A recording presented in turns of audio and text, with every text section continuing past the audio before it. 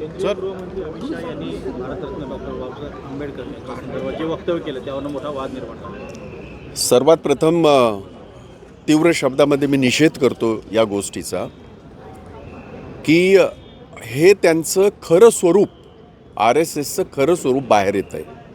अनेक वेळा आले ते आणि ज्या डॉक्टर बाबासाहेब आंबेडकरांच्या संविधानामुळे ते सत्तेत आहेत आणि हो EVM देवीमुळे ते सत्तेमध्ये आहेत, त्याचा माज इतका त्यांच्या डोक्यामध्ये गेलेला आहे की आज ते डॉक्टर बाबासाहेब आंबेडकरांबद्दल जे काही वक्तव्य करत आहेत त्याच्यातनं हे सूचित करत आहेत की या देशाचं जे संविधान आहे हे त्यांना बदलायचंच आहे। ते कितीही जरी त्यांनी डोक्याला लावलं त्यांच्या डोक्यात जाणार नाही, ते नाटक करतील।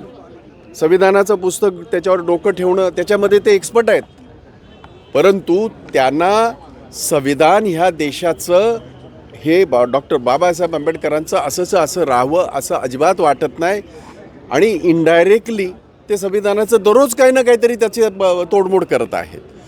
आणि ही मानसिकता जी RSSची मानसिकता नेहमीच राहिली या देशामध्ये, ती मानसिकता याच्यातून दिसते। त्याचा मी तीव्र शब्दामध्ये या ठिकाणी निषेध करतो।